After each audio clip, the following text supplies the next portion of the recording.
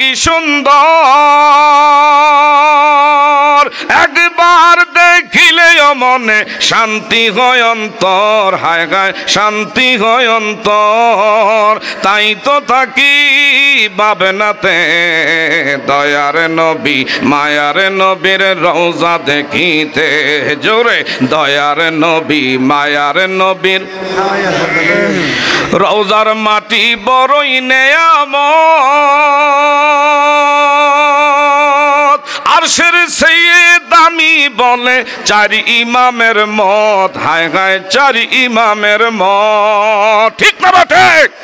রওজার মাটি বড়ই নেয়ামত, আরশের চেয়ে দামি বলে চারি ইমামের মত, হায় হায় চারি ইমামের মত। তাই তো যাব নবীর রওজাতে দয়ার নবী মায়ার নবীর রওজা দেখিতে, জোরে দয়ার নবী মায়ার নবীর। চিৎকার মেরে কর মারহাবা। আমার নবী বললেন, রে আল্লাহর গোলাম, তুমি কি কালিমা গ্রহণ করবা? ইয়া রাসূলুল্লাহ, আমি অবশ্যই কালিমা গ্রহণ করব। আমার নবী বলে, তুমি কালিমা গ্রহণ করলে তোমার উপরে অনেক পরীক্ষা আসবে, অনেক মুসিবত আসবে, অনেক নির্যাতিত হবা, অনেক নিপীড়নের শিকার হইবা। তুমি কি সেইটা বরদাস্ত করতে পারবানি? সেইটা কি সহ্য করতে পারবানি? এখনো যারা হকের উপরে থাকবেন, বাধা বিপদ মুসিবত আছে না নাই? আরেকটু জোরে বলেন, আছে না নাই?